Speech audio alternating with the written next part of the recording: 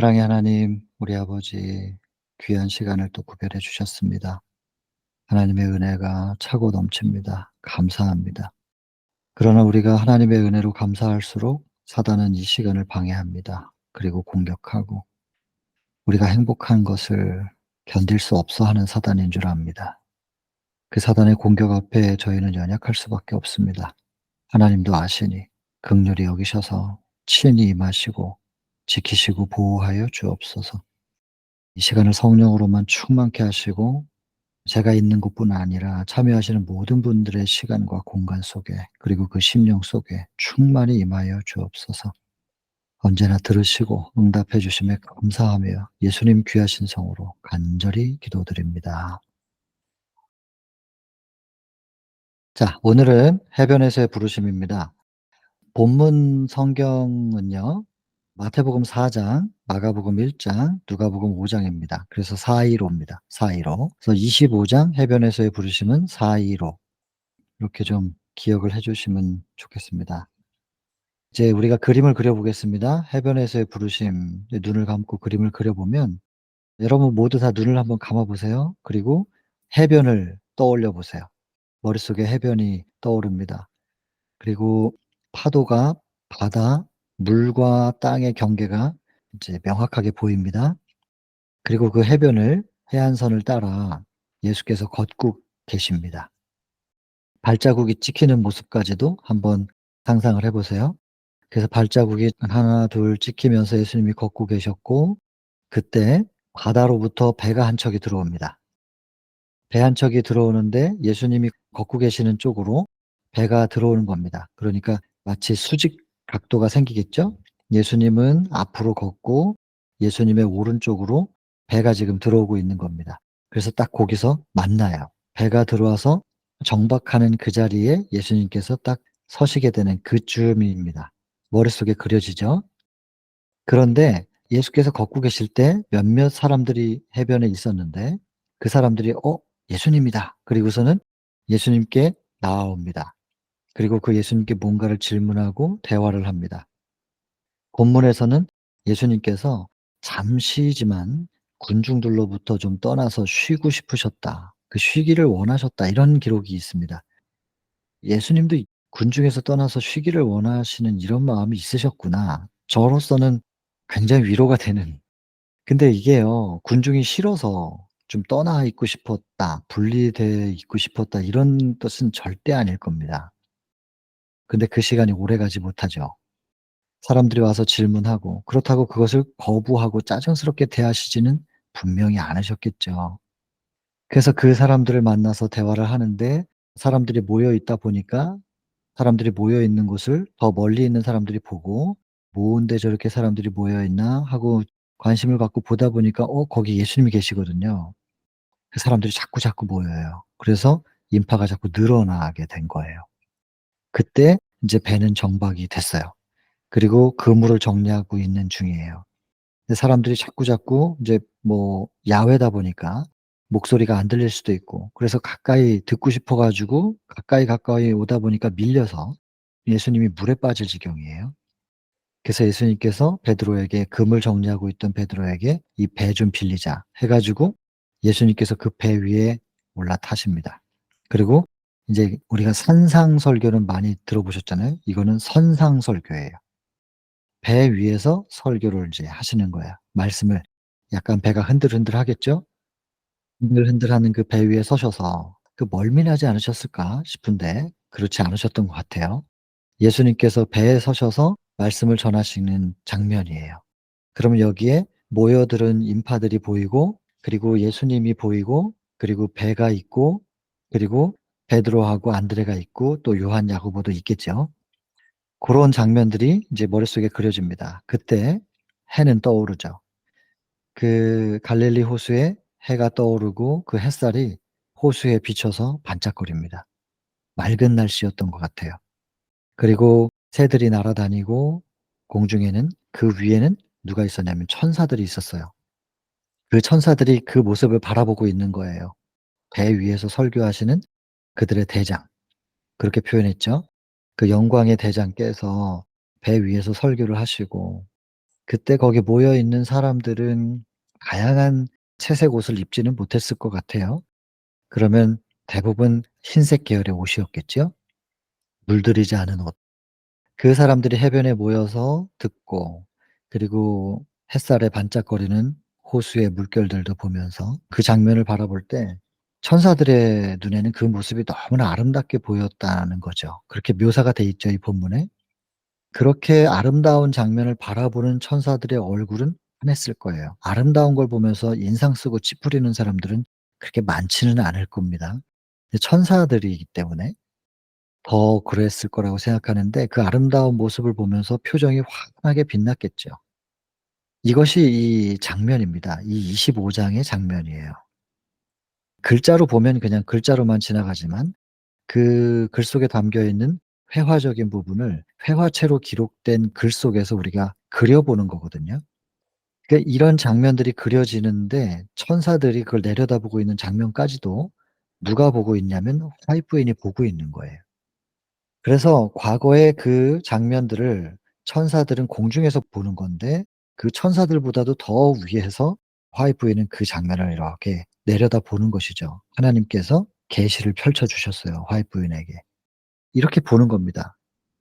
그래서 그 화이트인이 본 것을 우리는 이 글을 통하여 우리도 똑같이 볼 수 있습니다, 그 장면을. 그리고 어 그저 3 차원적으로만 우리가 지금 보고 있는데, 예, 화이프는 여기서 더 봅니다. 어디로 들어가냐면 베드로의 마음속에. 베드로의 마음속에 들어가서 그의 생각의 흐름을 펼쳐 보여주죠. 그래서 어쩌면 예수님이 청중을 향하여 말씀을 하고 계실 때 베드로는 예수님의 등을 보고 있게 되잖아요. 근데 제가 생각할 땐 베드로는 예수님 쪽을 바라보면서 예수님의 등을 보고 있지 않았던 것 같아요. 베드로는 그물을 정리하고 있었을 거예요. 그리고 그러니까 예수님으로부터 고개가 좀 돌려져 있었겠죠? 등과 등이 서로 마주하는 그런 상태였을 거예요. 그러나 베드로는 귀는 아주 커져 있었을 것 같아요. 그래서 예수님이 하시는 음성은 들어요. 배 위에서 등은 돌리고 있는 상태지만 들으면서 그물 정리를 하는 거예요. 근데 그 베드로가 생각을 해요. 아무리 들어도 저 말씀이 참 옳단 말이에요. 너무나 감명 깊단 말이에요. 말씀이 너무 좋아요. 그런데 왜 산에 들인 사람들은 예수님을 대적하고 공격하고, 인제 공공의 적이 돼 버렸거든요, 예수님은 이스라엘 전체로부터. 그리고 나서 그게 21 장이잖아요. 22 장에 요한은 또 투옥이 됐어요. 예수님만을 전했던 사람이에요, 침례 요한. 근데 감옥에 들어가고 예수님은 또 구명 활동을 안 해 주셔요. 그러면 베드로는 이제 자기 일을 생각하는 거예요. '내가 예수님의 제자로 이렇게 살고 또 나중에 이런 예수님의 활동을 이어받아 한다 할지라도 나의 미래는 어떻게 될 것인가.' 침례 요한처럼 밖에는 뭐 비전이 없는 거예요. 그냥 감옥에 갇히는 그거 밖에는 보이는 게 없는 거죠. 그러면서 굉장히 괴롭단 말이에요. 침례 요한의 투옥 때문에도 괴롭고, 또 예수님께서 산에 들인에서 그렇게 거부당하고 나사렛에서는 돌을 맞아 죽을 뻔했어요. 이런 상황들 너무나 심란해요. 그래서 제자들이 흩어진 거예요. 24 장에서 흩어져 가지고 뭐 집이랑 가까우니까 갈릴리 지역으로 인제 자기 집으로 간 거예요. 갔는데 얼마나 오랫동안 집에 안 들어왔어요. 베드로는 가정이 있는 사람이었는데, 가장이에요. 근데 가족들이, 그것도 인제 처가에서 지냈잖아요. 그래서 그 장모님과 그 아내가 뭐 좀 곱게 보지는 않았을 것 같아요. 가장이 가족들을 부양하는 데 집중하지 않고 엉뚱하게 인제 돌아다니니까. 그러니깐 베드로는 뭐 자신 있는 거 하나 있죠. 물고기 잡는 거. 그래서 염려하지 말라고, "내가 한번 배를 띄우면 그 다 해결할 수 있다." 그러면서 인제 동생 안드레 그리고 요한, 야고보랑 같이 물고기 잡으러 가자고. 그래 가지고 잡으러 간 거예요. 근데 밤새도록 한 마리도 못 잡는 거예요. 근데 여러분들 이 이야기를 결론을 다 아시니까 물고기가 뭐 그물이 찢어질 정도로 잡혔잖아요. 근데 그게 기적이잖아요. 대낮에 물고기 그렇게 많이 잡는 것도 기적인데, 사실상 여러분 기적은 밤새도록 물고기를 한 마리도 못 잡는 것부터 시작입니다. 이제 여기 본문에서 표현되어 있지 않지만은 저는 그런 생각을 해요. 베드로와 일행들이 그물을 던질 때마다 미리 천사들이 물고기들을 쫓아 가지고 그물에 걸리지 않게 아마도 그렇게 하지 않았을까? 그런 생각도 해 봅니다. 나중에 시대소망 85 장에 보면은 이 똑같은 장면이 한 번 더 등장합니다. 예수님 십자가에 돌아가시고 그다음에 밤새도록 그들이 물고기를 못 잡았을 때 예수께서 해변에서 밤새도록 지켜보고 계셨다고 나중에 85 장에 보면 나옵니다. 그들이 밤새 그물질을 하면서 해변에서 그들을 보고 있는 예수님을 의식하지 못했다. 눈치채지 못했던 겁니다. 해가 떠오르자 예수께서 저기 식별이 돼요, 서로가. 그때 예수께서 말씀하시거든요. "오른쪽으로 그물을 던져 보라." 그 오른쪽이 예수님 계신 쪽이었어요. 그래서 그 소리를 듣고 쳐다보고 이제 그물을 이렇게 무식결에 던져 봤는데 거기서 딱 당겨 보니까 묵직한 거예요. 그때 베드로가 "주님이시다." 이 기억이 나는 거예요.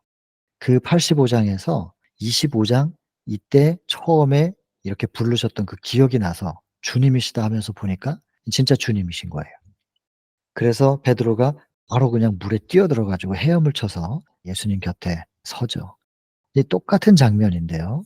왜 이렇게 똑같은 장면을 이거는 연출하신 거예요, 하나님께서 일부러. 이유가 있습니다.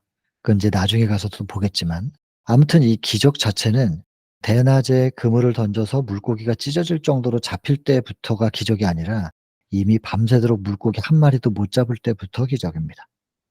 역사예요. 천사들과 하나님께서 역사하셨다고 저는 보지요.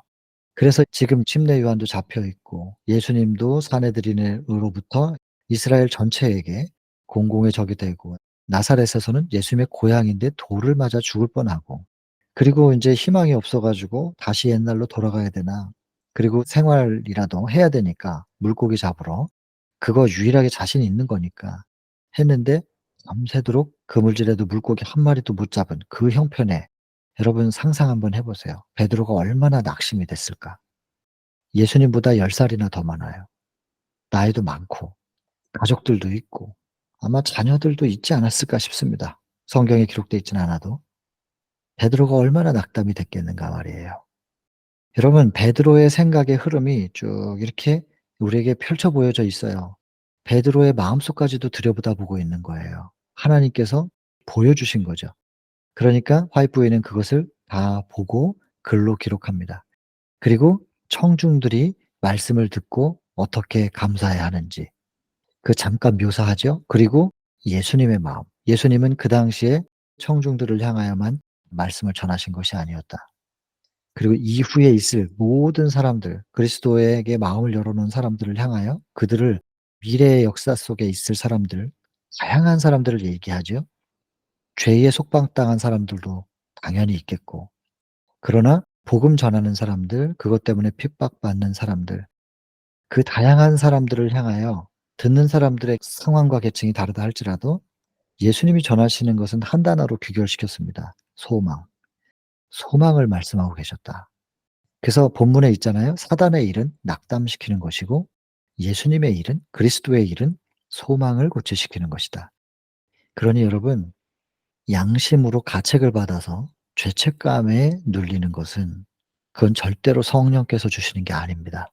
성령께서 주셔서 죄를 깨닫게 하시는 것까지는 성령의 일이지만 그것 때문에 죄책감을 느끼는 것, 죄책감을 안 느끼면 양심의 가책을 못 받는 거 아닌가?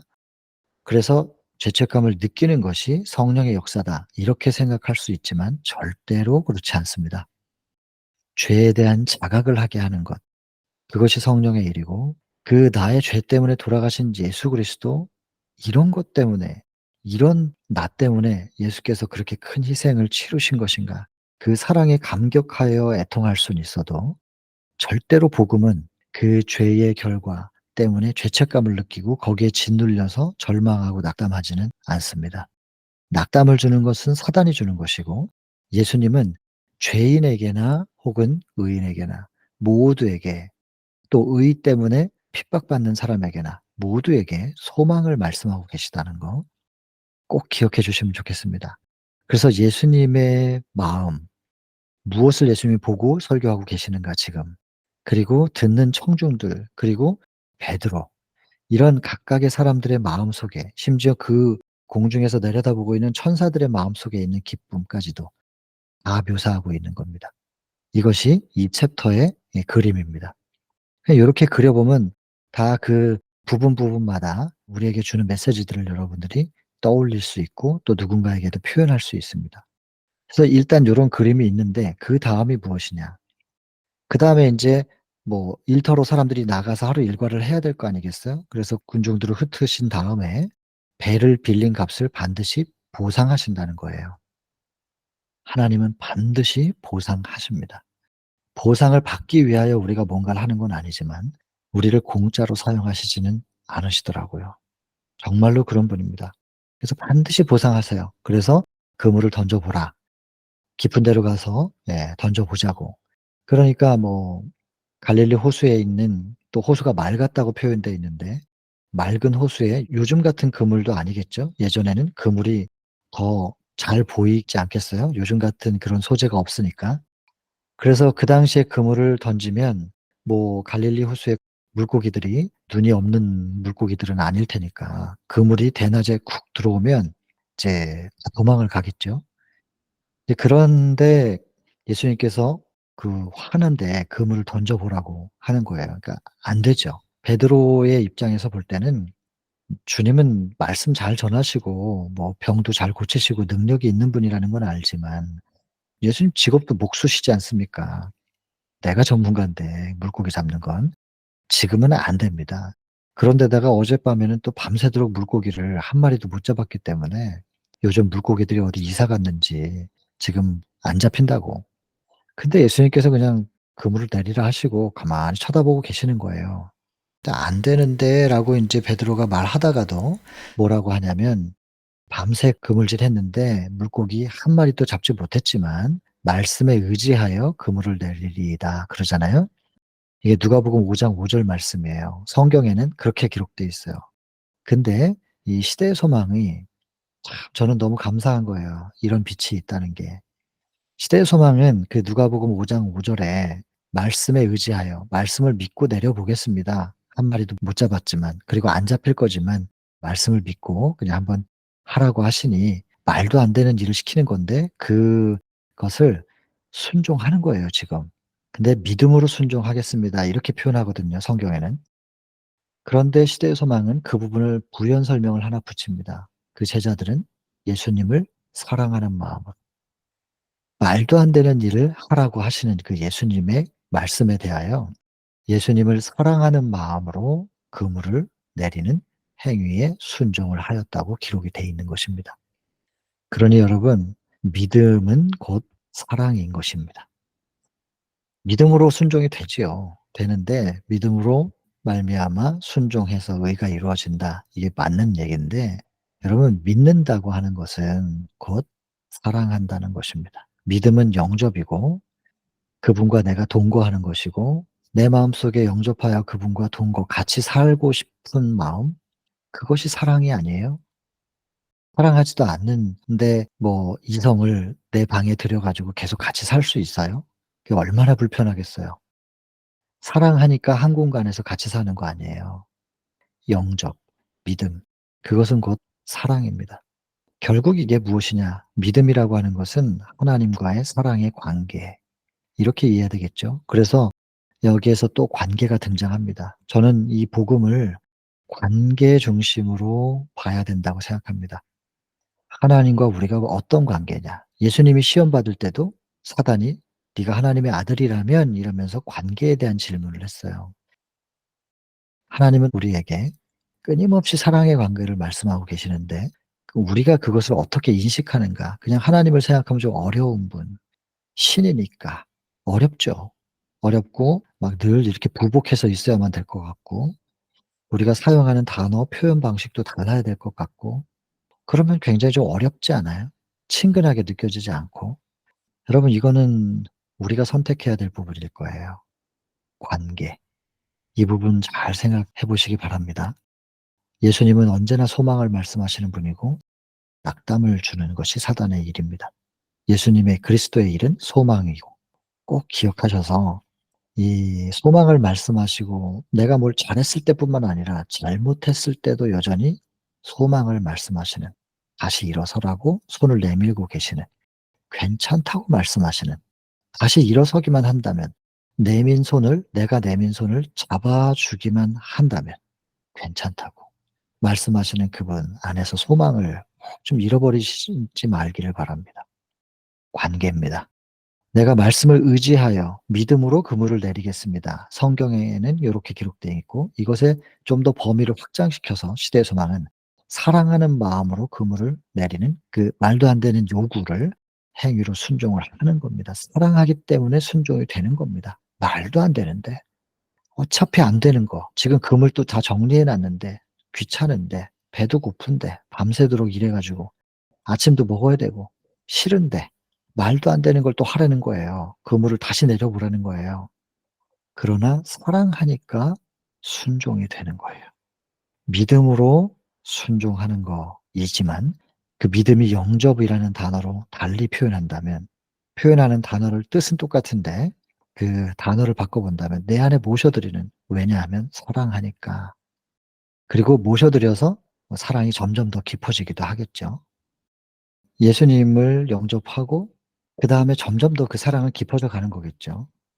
뭐 남녀 간의 사랑도 사랑해서 결혼을 하지만 살면서 더 그 사랑이 깊어지는 것은 분명한 거는 같습니다. 예, 살아가면서 더 알아가고 이해하고 그리고 고맙고 미안하고 그런 과정들을 거치면서 그 사랑이 더 깊어져 가는 거는, 예, 예수님과의 관계도 점점 더 그렇게 되는 것 같아요. 그래서 여러분, 믿음으로 그물을 내린 것처럼 사랑하는 마음으로 사랑하였기 때문에 그 말도 안 되는 요구에 순종할 수 있었던 것처럼, 여러분, 율법에 순종을 한다는 거, 그것은 사랑의 관계가 있어야 율법에 순종이 되고 율법의 완성도 될 수 있습니다. 그러니 여러분, 신앙을 가르칠 때 이렇게 하는 것이 율법을 지키는 것입니다. 이건 해야 됩니다. 이건 하지 말아야 됩니다. 하라고 한 거 하고 하지 말라고 한 거 안 하는 것이 율법을 지키는 겁니다. 이렇게 가르치면 될까요? 그렇게 신앙을 가르치면 안 된다고 저는 생각하고, 제 생각의 근거는 성경과 예언의 신입니다. 모두가 다, 대부분의 분들이 주장을 할 때는 성경과 예언의 신의 근거를 두지만 한번 여러분들이 확인해 보시길 바랍니다. 저는 먼저 사랑의 관계를 가르쳐야 된다고 생각합니다. 저의 개인의 신앙도 늘 확인해야 됩니다. 예수 그리스도와 나와의 사랑의 관계에 대하여. 다시 한번 그것을 점검하고 확인하여야만 순종은 되어지는 겁니다. 사랑하면 순종은 되어지는 겁니다. 사랑하기 때문에. 그러니 관계부터 성립하고 관계부터 확인하고 관계부터 가르쳐야 됩니다. 율법 지키는 거, 행위로 지키는 것부터 가르치면 안 됩니다. 그러면 신앙하기 싫습니다. 그거 하지 마세요. 그거 하면서 교회 나오면 안 돼요. 이런 식으로 접근하는 것은 대단히 잘못된, 복음적이지 않다. 저는 그렇게 확신합니다. 자, 이 베드로가 그래서 그물을 내렸는데 찢어질 정도로 잡혀요. 각각 자기가 가장 하나님을 크게 받아들일 수밖에 없는 계기가 있겠죠. 저 같은 경우에는 말기에 암 환자가 오셔가지고 여기서 뭘 해드린 게 없는데 그냥 말씀 함께 나누고 음식 바꿔서 생활하고 그랬는데 암이 없어졌다. 이런 모습, 이걸 제 눈으로 종종 보지 않습니까? 이런 모습을 볼 때 하나님의 역사를 뭐 가장 감격스럽게 느낄 수밖에 없는 부분 아니겠어요? 베드로 입장에서는 어부인데 도저히 안 되는 건데 갑자기 딱 당겨 보니까 벌써 이게 묵직한 게 물고기가 많이 잡힌 거예요. 이럴 수가 있나? 만물을 주관하시는 하나님을 베드로가 거기서 또 한 번 확인하고 믿게 된 거 아니겠어요? 그리고는 그렇게 예수님을 불신했었던 그 믿음 없음 때문에 참 부끄럽고 죄스럽고, 그래 가지고 이제부터는 더 이상 배나 물고기에 대해서 관심이 없게 돼 버렸다 그랬잖아요. 베드로가 그냥 예수님 앞에 엎드려 가지고 그 다리를 붙잡고 "저는 죄인입니다. 저를 떠나소서." 그러잖아요. 그 떠나라는 얘기예요? 다리를 붙잡고 떠나라 그러면 어떻게 떠나요 그거? 그냥 자기가 인제 죄에 대한 고백을 한 것이지만 절대로 분리될 수 없습니다 이제는. 그 표현 아니겠어요? 붙잡고서 떠나라고. 나는 죄인이라고. 예수께서 "이제부터는 사람 낚는 어부가 되게 할 것이다." 하시면서 만선되어 있는 배와 물고기를 그대로 버리고 따라오라고, "나를 따르라." 이렇게 말씀하시거든요. 여러분, 예수님께서 제자들을 3번 부르세요. 첫 번째가 인제 요한복음 1 장에서 부르시는 그 장면이에요. 이 시대소망 14장이죠. 우리가 메시아를 만났다. 거기에서 1 차적으로 부르신 뭐 빌립 같은 경우에 "나를 따르라." 해서 이제 따라오는 그것은 1 차로 부르셨고요. 2 차가 여기 해변에서의 부르심입니다. 2차 때는 뭘 요구하시냐면 배와 물고기를 다 버려 두고 따르라고 하십니다. 85 장의 3차 때는요. 사도로서의 부르심이에요. 그때는 목숨까지도 모든 가장 인간의 마지막 집착이 목숨인데 생명까지도 버리고 나한테 다 의탁하고 따를 수 있겠느냐라고 하는 부름입니다.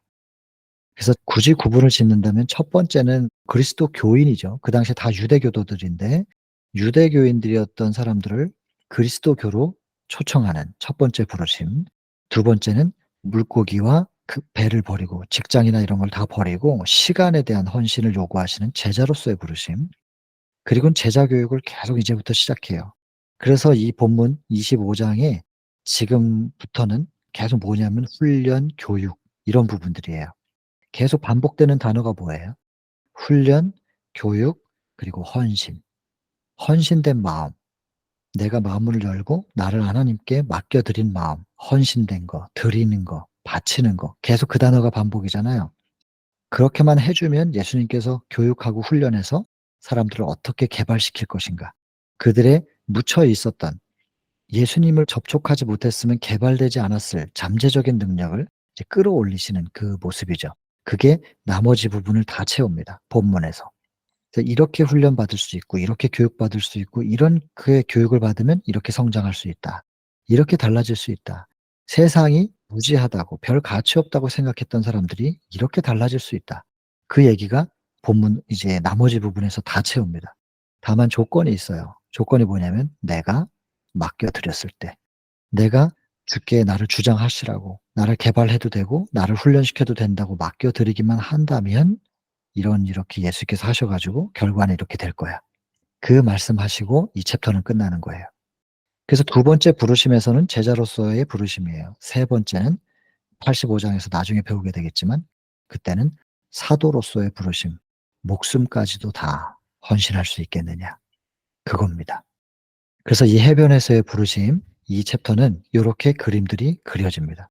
그 그림과 그림 속에 등장하는 사람들의 생각의 흐름 그리고 이 장면을 통해서 물고기와 배를 버리고 예수님을 따른 제자들의 헌신과 그 헌신된 마음을 예수께서 받으셔서 어떻게 훈련하고 교육하는가 그리고 그 훈련과 교육이 맞춰진 결과는 무엇인가까지 하면 이 챕터는 이제 끝나는 겁니다. 자 한번 눈을 떠 볼까요? 자 그럼 이제 본문만 확인해 보면 됩니다.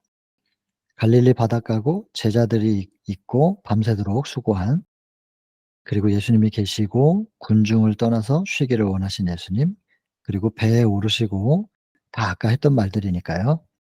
천사들 그 모습을 보면서 얼마나 아름다웠는가.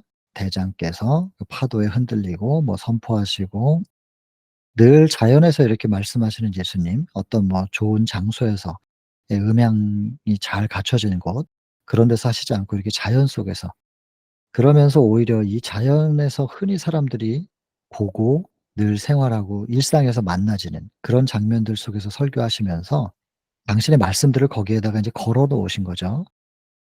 근데 예수님이 그런 방식으로 인제 말씀을 하시니까 그 청중들은 물고기 잡을 때마다 생각나는 거예요.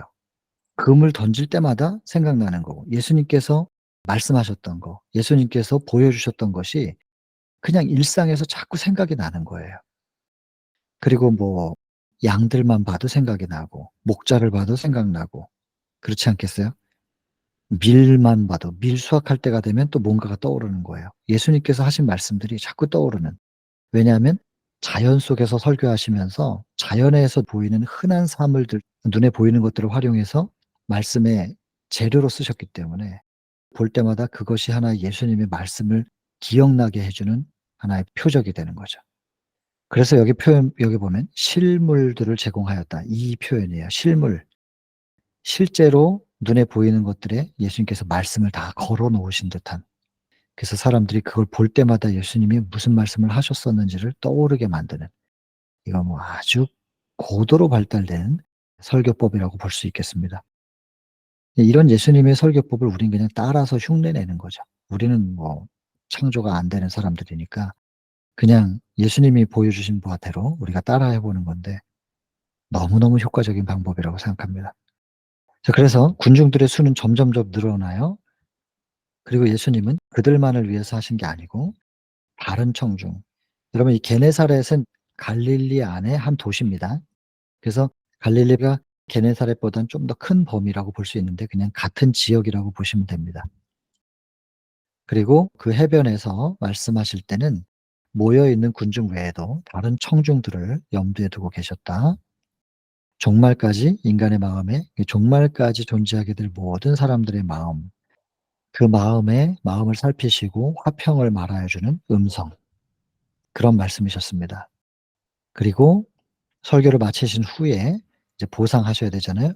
베드로에게 금을 던져 보라고 그랬던 건데 그 베드로가 굉장히 낙심한 상태였다는 거. 침례 요한 때문에도 낙심하고 그다음에 뭐 유대 지방에서 전도 실패로 보이는 거죠. 그 눈에는. 그 사내들인에서 그렇게 거부당했으니까. 그 제사장들과 랍비들은 악의를 가지고 있었고 나사렛의 바로 전장이죠. 24장에서는 그렇게 대우를 받았고 다 알죠, 베드로가. 그리고 자기의 직업까지. 물고기도 안 잡히네. 그거예요. 그러니까 여기 보시면 앞날의 전망. '나는 어떻게 살아야 될까? 내 미래는.' 뭐 40 이면 아직은 젊으니까 그 미래에 대해서 염려가 되는 것입니다. 충분히 이해할 수 있죠. 베드로를 비난할 수 있는 사람이 있을까요? 이런 상황 속에서 베드로가 지금 실망하고 마음이 무거운 그 베드로의 마음을 누구라서 비난할 수 있겠어요? 예수님도 근데 비난을 안 하시거든요. 빈 그물을 볼 때 이 빈 그물, 통장 잔고 여러 가지로 비유할 수 있겠죠. 장내가 암담해요. 예, 암담하다 이렇게 돼 있잖아요. 이렇게 낙심돼 있는 상태인데 그물을 다시 던지라고 하시는 거예요, 예수님께서. "선생님, 밤이 맞도록 수고했지만 얻은 것이 없습니다. 그러나 말씀에 의지하여 믿음으로 말씀을 의지한다. 말씀을 믿는다. 믿고 한번 그물을 내려 보겠습니다." 그랬는데 맑은 호수, 환한 낮에 그들은 그 선생을 사랑하는 마음으로 순종하였다. 그래서 의지한다, 사랑한다. 같은 것입니다. 근데 결과는 아시죠? 베드로가 만물을 지배하고 계시는 하나님을 보는 겁니다. '맞아. 이분이 이런 분이었지.' 그리고는 그냥 "주여 나를 떠나소서. 나는 죄인입니다." 하면서 매달리고 딱 압도당하는, 다니엘이 흠이 없는 사람인데도 성경의 기록으로는 이 사람도 하늘을 만나고 나서 압도당했고 이사야도 그랬고 심지어는 "화로 다 망하게 되었도다. 내가 이거 여호와 하나님을 만나고서 내가 어떻게 살아남을 수 있겠느냐." 하면서 인간이 아무리 의로와도 하늘을 만났을 땐 다 이렇다는 거예요. 하나님을 만난 사람들이 모든 사람들이 겪은 경험이었다. 여러분 뭐 이렇게 "망하게 되었다."라고 말을 하게 된다 할지라도 한번 만나 보고 싶지 않으십니까? 베드로도 그랬다는 거예요. 하나님이셨다. 깨닫자에 완전히 압도당해 가지고 납작 엎드려서 이렇게 표현할 수밖에 없었다는 거예요. "나를 떠나소서. 나는 죄인이로소이다." 그러면서 예수님의 발에 매달렸대요. 떠나라는 게 아니잖아요. 그죠? 그랬더니 "무서워 말라. 이제는 네가 사람을 취하게 될 것이다." 여러분 보세요. 이사야도 그랬던 것처럼 베드로가 똑같은 경우인데 하나님의 거룩하심과 자신의 무가치함을 본 후에야 하늘의 기별이 위탁됐대요. 이사야에게 하늘의 기별이 위탁된 것은 자신의 무가치함을 본 후. 근데 자신의 무가치함을 어떻게 알았느냐? 하나님 앞에 서 보니까. 사람들끼리 있을 때는 도토리들이 키를 재는 거예요, 누가 좀 더 큰지를. 그 도토리 키 재기라는 게 뻔한 거잖아요. 근데 하나님을 딱 만나 보니까 자신의 무가치함을 깨달아요. 그때서야 하늘의 기별이 위탁되었대요, 이사야에게. 베드로도 똑같습니다. 부르심을 받은 것은 자기를 버리고 하늘의 능력에 의지한 후에 있었던 일이래요. 그러니까 여러분 부르심을 받기를 원하신다든지 하늘의 기별이 받고 싶으시다든지 더 나아가서는 하늘이 내 마음속에 충만히 임해서 하늘을 닮은 모습으로 나의 품성과 나의 삶의 모습이 바뀌기를 원하신다면 하나님 앞에 서셔야 됩니다. 하나님 앞에 서고 '나는 이렇게 죄인 중에 괴수였구나. 이렇게 부정한 인간이었구나.'라는 걸 인정할 때 그렇게 되면 하늘로 우리가 충만해질 수 있겠지요.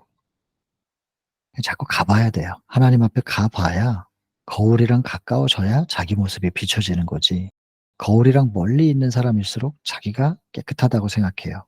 의롭다고 생각하고 괜찮은 사람이라고 생각할 거예요. 멀리서 보면.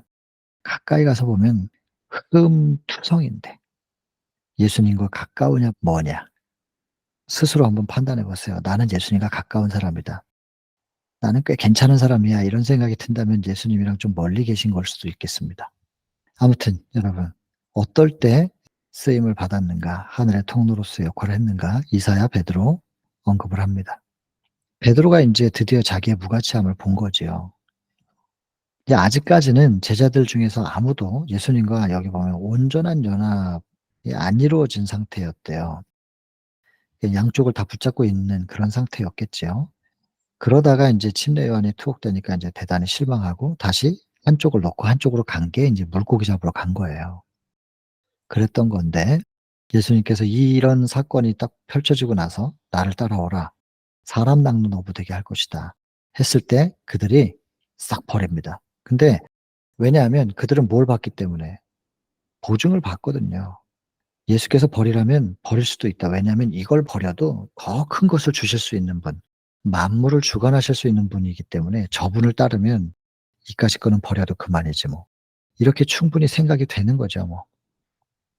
여러분 애기들한테 동전 500 원짜리 하나 하고 100 원짜리 2개 하고 "둘 중에 뭐 가질래?" 그러면은 2개 고릅니다. 해 보신 분들은 아실 거예요. 몰라서 그러는 거잖아요. 근데 나중에 쪼끔 크면 어떻게 돼요? 당연히 500 원짜리 딱 잡죠. 10 원짜리 한 30개 모아 놔도 500 원짜리하고 이렇게 비교해 보면 30개 모아 놓은 게 되게 커 보이잖아요. 그러나 500 원짜리 줍는 이유를 아이들이 크면 그렇단 말이에요. 제자들이 똑같은 거예요 지금. 물고기 지금 뭐 아무리 배에 가득 차 있어도 그거 지금 중요하지 않은 거예요. 예수님을 따를 수 있는 거죠. 예수님은 500 원, 물고기들은 아무리 쌓여 있어도 10 원짜리 20 개. 이게 좀 비유가 적절하지 않지만 아무튼 따를 수 있는 거예요. 근데 예수님께서 중요한 부분이 뭐냐면 버리라고 하시기 전에 보증을 보여주시고 그다음에 따라라 하니까 따를 수 있는 거잖아요. 그러면 여러분 이 부분만 딱 따 가지고 공부를 한다면 사람들은 다 요구할 거예요. "나한테도 보증을 보여주십시오."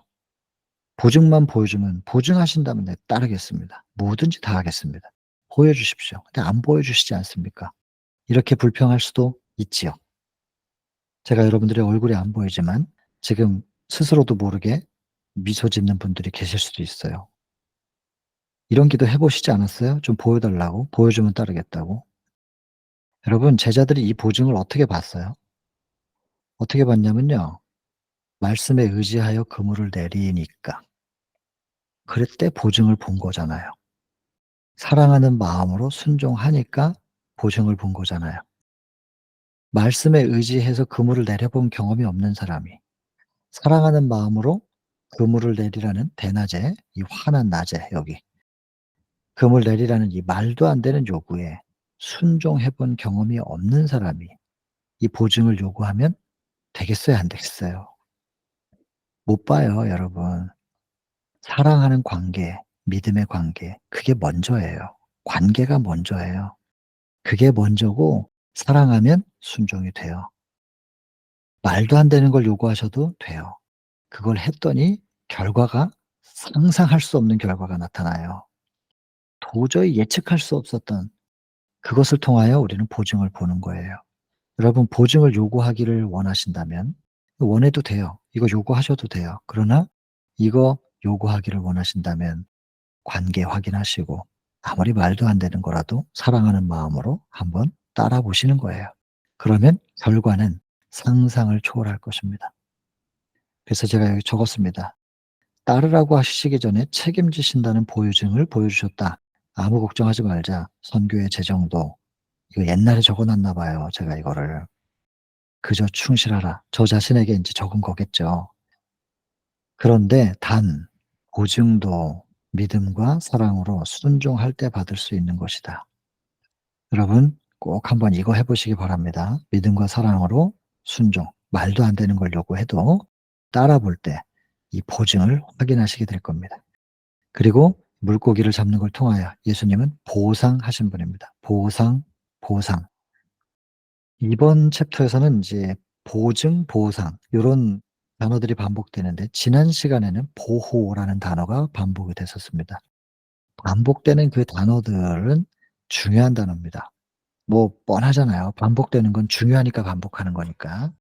그래서 이 반복되는 단어들은 꼭 키워드로 기억을 좀 하시게 되면 좋겠습니다. 나중에 큰 힘이 되실 겁니다. 반복되는 단어들을 기억해 놓으시면 큰 힘이 되실 거예요. 그래서 인제 제자들이 예수님을 떠나 가지고 "물고기나 잡으러 가자." 했었던 그들의 마음은 슬펐고 그리고 불신이 있었고 그런 상태로 물고기를 잡았는데 그물을 던졌는데 결과가 없고 근데 수고는 했으니까 피곤하고. 이게 인생이에요 여러분. 예수님과 분리된 사람들의 인생이 이렇습니다. 결과적으로 슬프고 피곤하고 나중에는 병들고 고통받다가 죽고. 제가 너무 많이 봐 가지고요. 의미가 없습니다, 의미가. '왜 살아야 될까?' 이런 생각이 들 정도로. 그래서 예수님이 안 계시면 살 이유가 없다는 얘기를 제가 자꾸 말씀드리잖아요. 지금 여기 참여하신 분들보다 모든 분들보다 제가 어리진 않지만 대부분의 참여하신 분들보단 제가 나이가 어립니다. 그래서 너무 죄송한데 그냥 예수님이 안 계시다면 그리고 예수님께로부터 부여받은 사명이 없다면 그리고 이 땅에서 부족하나마 책임을 져야 한 부족한 사람이지만 제가 사랑의 책임을 져야 할 대상들이 없다면 할 이유가 없더란 말입니다. 단 하루도 더 살고 싶지 않은 게 이 세상입니다. 그냥 이거예요. 슬프고 결론이 다 그런데 뭐 슬프고 고통스럽고 수고하다가 피곤하고 그러다가 병들고 죽고 '왜 살아야 되냐.'는 거죠. 그런 생각 많이 했어요. 살아야 될 이유를 찾아본 것이 그래 가장 가치 있고 의미 있는 이것을 위해서는 언제 죽어도 괜찮은 예수 그리스도와 그분께로부터 받은 사명 그리고 사랑하는 사람들 위하여 사는 거지 뭐. 이런 생각. 그게 오늘을 살게 하는 동력이 되고 이유가 되는 거죠. 그거 없으면요. 글쎄요. 살아갈까 모르겠어요. 그런 상태였어요, 제자들이. 그랬는데 예수께서 다시 이 신앙, 믿음의 불을 지펴 주시는 거죠. 예수께서 하신 거죠. 우리도 마찬가지다 이거예요. 우리도 똑같은 상황입니다. 예수님 떠나면 결과는 똑같다는 거예요.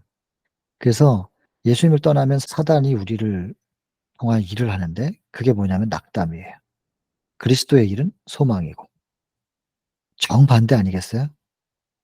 말씀으로 바다에 고기를 모으셨던 것처럼 성령을 통하여 사람들의 마음을 이끌어 우리에게 사람 낚는 어부가 되게 하실 수 있는 그분. 그분을 제자들이 그 예수님을 따랐던 것처럼 우리도 이걸 믿는 믿음으로 내가 설교를 잘하고 내가 말을 잘하고 내가 뭔가 매력적으로 뭔가를 제공해서 사람들을 모으는 게 아니고 성령께서 사람들의 마음을 감동시켜서 이끄실 것을 믿고 사역을 도전해 보라는 것이죠. 이게 이제 제자들에게 주시는 메시지입니다.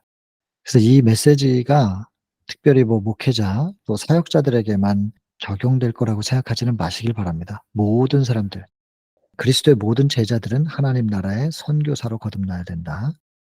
그렇게 기록이 돼 있으니까요. 모두가 다 복음 전도하는 통로로서의 역할은 그 사명은 가지고 계시는 겁니다. 그래서 여러분들 모두에게 이걸 적용을 시켜 보시길 바랍니다. 자 이게 이제 한 부분은 이제 끝났습니다. 예 뭐든 거의 다 그려낸 거예요. 근데 여기 이제 남아 있는 부분이 뭐냐면 이제 남아 있는 부분이 이런 인제 사람 낚는 어부로서의 지위, 이 역할을 해야 될 사람들, 그 사람들을 인제 택하셨는데 예수께서 이런 역할을 할 사람들을 왜 이렇게 학식이 없고 여기 표현대로 하자면 인제 본문에 기록된 대로 표현하자면 "미천하다." 이렇게 돼 있어요. "배우지 못했다." 이런 사람들을 왜 택하셨는가? 그 이유를 우리가 알아야 되고, 그러면 배우지 못하고 미천한 사람들이었지만 그들을 택하셔서 교육이라는 거를 인제 하십니다. 그래서 예수님은 교육을 멸시하시는 분은 아니에요. "공부하지 마라. 교육받지 마라." 그런 분은 아니에요. 근데 교육을 받은 사람들이 제대로 헌신을 못 하니까요. 겸손하지 않아서. "난 좀 배웠어." 하는 바람에. 근데 이 교육을 받은 사람들이 제대로 헌신하기만 한다면 그건 이제 축복이 됩니다. 그러나 지혜 있는 사람들은 거의 다 겸손할 수는 없나 봐요. 그래서 너무 자신만만하기 때문에 자기를 믿어요. 자기가 공부한 걸 믿고. 그러니까 인제 동정이 안 된다는 거죠. 그래서 인제 이렇게 나사렛 사람 예수님 뭐 출신이 미천하단 말이에요. 그런 분과 같이 일할 동역자가 될 수는 없다는 거죠. 자기들이 배운 거, 지위, 지식 굉장히 수준 높은데 이렇게 나사렛 사람 저런 사람이랑 같이 우리가 어떻게 일을 하나. 뭐 그런 거죠. 그래서 그런 사람들을 못 부르시고 교육받은 사람을 불러내지 못하시고 이렇게 미천하고 배우지 못한 사람들을 부르셨다. 이제 근데 그 이유가 그것만이 아닙니다. 여기 보면은 막힘이 없는 통로가 될 사람들을 인제 부르신다 그랬어요. 이게 막힘이 없는 통로. 뭐가 가로막는 걸까요? 자주 소개하는 말씀인데 이사야 59장 1절 2 절. "너희의 죄악이 너희와 하나님 사이를 내었다. 그래서 여호와의 손이 짧아서 귀가 둔해서 기도를 듣고 혹은 응답 못 하시는 게 아니시다." 뭔가 가로막고 있다. 그게 인제 죄잖아요. 자아고. 이게 막힘이 없는 통로가 될, 지금 그렇다는 게 아니라 훈련 받으면 막힘이 없는 통로가 될 자들의 협력을 구하신 것입니다. 그래서 그렇게 협력을 구하시는, 그렇게 부르시고 계시는 그 사람들은 하나님과 이제 동역자가 될 텐데, 그 동역자가 될 사람들의 첫 번째로 배워야 될 거 자아불신이죠. 그러니까 결국엔 가로막고 있는 거, 그 막고 있는 건 뭐냐? 자아죠, 자아. 자아를 불신하기 시작하면 그때부터 인제 그리스도의 품성을 나눠 받을 준비가 갖추어진대요. 하여튼 막고 있는 것만 해결되면 부어 주시는 거예요. 예수께서 어부들 선정하신 이유 또 나옵니다. 당시의 유전과 그릇된 관습들로 훈련을 받은 사람들이 아니었기 때문에, 잘못된 것으로 물들지 않았기 때문에 그렇습니다. 근데 그렇다고 해서 그러면 전부 다 못 배운 사람들이었느냐? 그렇진 않습니다. 바울 같은 사람은 뭐 당대 최고의 석학이었으니까. 다만 그 바울이 참 진리를 딱 만나자 그 사람은요, 아집이 없었다는 거예요. 순수했어요. 바울이 순수한 사람인 것 같아요. 자기가 옳다고 믿는 것에 모든 걸 다 던지는 사람. 근데 자기가 옳다고 믿었던 것이 잘못됐다는 걸 깨닫는 순간 고집을 안 부려요. 그리고 내가 이거 믿고 쭉 이렇게 유지해 오는 동안에 내가 수고한 거, 내가 공부하느라고 얼마나 힘들었는데 이거 포기 못 하지. 이런 게 없어요. 그리고 이걸 같이 동문수학했었던 그런 지인들, 친구들, 그리고 선후배, 스승과 제자의 모든 관계들이 있잖아요. 그냥 딱 해결할 수 있는 사람이었어요. 그 딱 끊었다는 건 아니고 나중에 사도행적 보면은 나오는데 13 장에 가서 노력해요. 그들에게 우리가 잘못 알고 있었다고 설명하고 참 진리를 받으면, 소개받으면 그 사람들도 자기처럼 선택할 줄로 생각했대요. 그러니까 순진한 거죠. 바울이 참 순수하고 순진했던 사람 같아요. 그래 가지고 우리가 '내가 잘못 알고 있었네. 이걸 알려주면 내 친구들도 내 선배 선생님들도 다 나처럼 돌아올 거야.' 이러고서 말했다가 죽을 뻔하잖아요. 그 13 장에 나옵니다. 준비의 시기, 사도행적. 이런 사람들은 많이 배운 사람이었다 할지라도 진리에 대한 탐구심이 아주 순수했기 때문에 하나님께서 쓰시는 것 같고요. 근데 그렇지 않았던 사람들은 이 진리 자체보다는 다른 것에 관심이 있었던, 학문도 학문 자체보다는 학문을 통하여 내가 대우받고 존경받으려고 하는 자아를 만족시키려고 하는 것이 더 심하다면, 더 그것이 크다면 신학도 마찬가지인데 하나님께서 쓰시기는 어렵지 않을까 생각합니다. 그래서 이렇게 교육 자체를 하나님께서 이렇게 퍼부시하는 건 아니고, 이 교육을 통해서 자아가 커진 사람들은 하나님과의 관계가 막힘이 없을 수가 없으니까, 그래서 선택을 못 하셨다는 그 얘기입니다. 그런데요, 예수님의 제자들 같은 경우에는 드러나진 않았지만 재능이 있었다는 거예요. 재능이 있었고 이건 하나님만 보실 수 있었겠죠. 그리고 겸손했대요. 그리고 온순했대요. 여러분 이 베드로가 온순한 사람으로 이미지화돼 있으신가요? 혹은 요한하고 그 야고보 별명이 우레의 아들인데 성격이 오죽 급하고 그러면은 우레의 아들이라 그랬겠어요? 천둥번개의 아들이라고. 근데 여기 보면 온순하다고 돼 있단 말이에요. 베드로 온순한 사람이었다고 생각합니다 저는. 성격이 급한 사람이었지만 평상시에 이 사람은 온순한 사람. 요한, 야고보 우레의 아들이라고 불리워졌지만 저는 온순할 수 있다고 생각합니다. 시대소망에서 이렇게 표현을 해서 그런 게 아니라 생각해 보니까 온순하다고 묘사가 되어 있지만 그렇지 않은데 성경에서 이렇게 그들의 행동을 볼 때. 근데 왜 그렇게 표현되어 있는지를 알겠는 거예요. 그럼에도 불구하고 그들은 평상시에 온순한 사람이었다는 것에 대해서 저는 공감이 됩니다.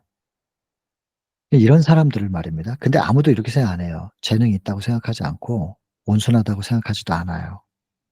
그런데 이런 사람들을 예수께서 선택을 하셨는데 이런 사람들이요 교육할 수 있는 사람들이었다는 거예요. 이게 참 중요한 표현인데요. 교육을 하면 교육이 되고 훈련을 시키면 훈련이 되는 사람들이 있고 아무리 교육을 해도 안 되는 사람들이 있고 훈련을 시켜도 안 되는 사람이 있어요. 또 교육과 훈련을 하면 결과가 있는 것 같은데 나중에 어느 정도 성장하고 나면 다 자기 거라고 내가 뛰어나서 된 거라고 생각하면서 그냥 돌아서는 그런 사람들도 있더란 말입니다. 이제 뭐 유다 같은 사람도 그런 중에 하나지요. 근데 교육이 되는 사람이냐 아니냐, 교육을 하면 교육되는 사람이냐 아니냐. 이게 굉장히 중요한 표현인데 예수님 보시기에 이 예수님의 제자들은 교육할 수 있는 사람들이었다는 거예요. 그럼 어떤 사람들이 교육할 수 있는 사람들인지를 이제 요 위에 이런 내용들을 통해서 보면 이렇게 '이런 사람들이 교육이 되는 사람들이구나.' 이런 것들을 깨닫게 되는 거죠. 예언의 신이 아니었으면은 이런 생각을 못 했겠죠. 네 그리고 생각을 하면 그 눈이 떠지고 그 눈이 떠지는 것만큼 이제 식별이 되는 건데 예언의 신이 아니었으면 그렇게 될 수는 없었을 거예요. 배울 게 정말 너무너무 많아요. 근데 여러분 보세요. 평범한 지위에 있는 사람들 중에 그냥 별로 이렇게 가치 있게 여겨지지 않는 그냥 평범한 사람들 중에 이렇게 개발되지 않은 재능을 가진 사람들이 있다는 거예요. 그래서 능력을 가지고 있음을 의식하지 못해 자기 자신도. 반복되는 일과를 꾸준히 수행하는 사람들이 많다. 이런 잠재 능력을 일깨워 줄 수 있는 그런 솜씨 있는 분과의 접촉 이것이 요구된다는 거예요. 그런 분이 예수님이시죠. 그분과 접촉이 된다면 그냥 평범한 사람들인 것 같은데 이런 사람들이 주를 위하여 크게 쓰여질 수 있는 그런 사람들로 이제 성장이 되고 능력이 개발되는 그런 사람들이 예수님의 제자들과 같은 사람들이었고 우리들 가운데서도 분명히 이런 사람들이 있다. 그 말이죠. 예. 좀 빨리빨리 개발돼서 우리가 복음의 통로로서 역할들을 하는 각자가 그렇게 하다가 이게 무리가 지어지면 이제 남은 무리로서 행진을 하게 될 거예요. 이 행진이 좀 빨리 이루어졌으면 좋겠다. 그런 생각을 해 봅니다. 그들의 마음과 품성은 이제 이렇게 교육을 받잖아요. 그러면 그리스도를 닮게 돼요. 그러므로 보통 사람들이 제자들이 예수님과 함께 있었다는 사실을 알았다. "내가 예수님의 제자예요." 이렇게 주장을 해서 인정받는 게 아니고 그냥 사람들이 안대요. 뭘 통해서 아냐면 닮아서. 이게 인제 요한복음 13장 34절 35 절이에요. "새 계명을 주노니 너희는 서로 사랑하라. 내가 너희를 사랑한 것 같이 너희는 서로 사랑하라. 그리하면 모든 사람들이 너희가 그리스도의 제자인 줄을 알리라." 교리로 주장하는 거 아니라는 말씀을 많이 드렸습니다. 예수님과 닮아 있으면 그냥 사람들이 알아요. 우리가 주장하지 않아도 사람들이 다 알아요 그냥. '저 사람들이 진짜야. 저 교회가 진짜야.' 안다니깐요. 좀 이렇게 증명이 되면 좋겠어요. 주장하는 게 아니라 증명되는 거예요. 그래서 생명과 접촉돼야 내 안에서 새로운 생명이 시작되니까 생명을 낳을 수 있는 것은 오직 생명뿐이다. 그렇죠. 죽은 사람이 아이를 낳을 수는 없잖아요. 요한이 이렇게 말했어요.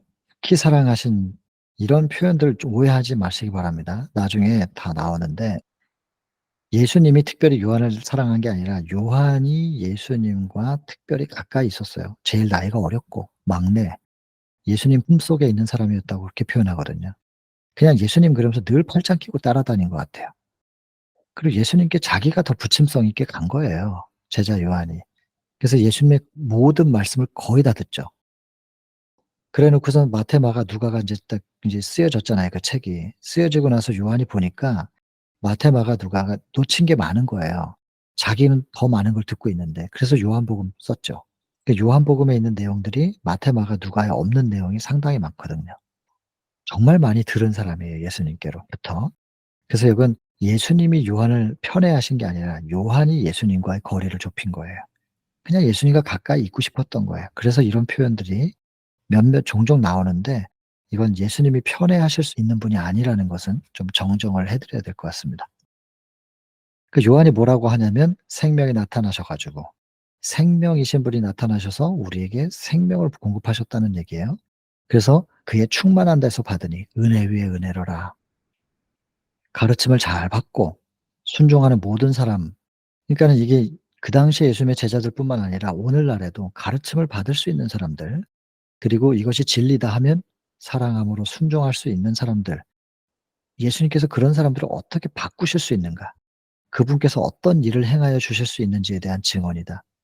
우리가 한번 맡겨 드리기만 한다면, 제가 배움을 가르침을 받고 싶습니다. 나를 맡겨 드리기만 한다면 그런 사람들을 하나님께서 어떻게 교육하고 훈련시키고 바꿀 수 있는지를 믿어 보라는 거예요. 이 제자들을 이렇게 그 어부들 택하셔 가지고 이렇게 바꿨으니까 오늘날 우리도 예수님 만나면 어떻게 될 것인지 한번 믿어 보라는 거죠. 그리스도를 가장 사랑하는 자는 뭐 사랑하는 것만큼 선행을 하게 될 것이고, 자아를 물리치고 성령의 역사하실 여지를 만드는, 이게 다 통틀어 뭐냐면 헌신한 생애, 그분께 맡기고 헌신할 수 있겠느냐, 바쳐 볼 수 있겠느냐, 자아를, 자기 자신을. 그런 사람들은 그들의 유용성은 제한이 없대요. 아, 이거 굉장히 큰 표현이에요. 제한 없이 사용하신다는 거예요. 우리가 정말 우리를 라는 사람이 하나님 앞에 통로로 완전히 드리기만 하면 우리 비록 그 통로가 작아도 말입니다. 우리를 통해서 엄청난 일들을 하실 수 있다는 건데, 하나님이 능력이 없으신 게 아니라 통로들이 지금 막혀 가지고 일을 못 하시니 그분이 얼마나 답답하시겠어요. 그러니 저 같은 사람이라도 이거 좀 통로를 열어 드려야 되는데 참 비워지지 않는 이 자아 때문에 그만큼 제가 그분을 더 많이 붙잡고 모셔 드리지 못한다는 건데 안타깝지요. 그 제가 기도 제일 많이 하는 기도가 저를 좀 불쌍히 여겨 달라고. 제 마음은 원인데 생각만큼 잘 안 됩니다. 그런 기도를 정말 많이 해요. 운전하면서 그냥 늘 "죄송합니다. 이거밖에 못 해서." 오늘 새벽에도 제가 차를 타고 나갔다 오면서 운전하면서 늘 그 기도가 참 죄송하다고. '이런 인간 쓰시려고 하시니 얼마나 답답하시냐.' 저도 모르게 그런 기도가 나온다니까요. 불평하거나 중간에 피곤하다고 뭐 힘들다고 포기하고 쓰러지는, 그러지 않고 훈련을 견뎌내기만 한다면 하나님은 시간마다 날마다 그들을 가르칠 것이다. 아, 이거 얼마나 좋은 표현이에요 이거. 하나님이 가르쳐 주고 싶으셔 가지고 그냥 어떻게든 가르쳐 주려고 그러는데 우리가 자꾸 불평하고 자꾸 쓰러지고 돌아서고 그냥 주저앉아서 투덜거리고 그래서 못 배운다는 거예요.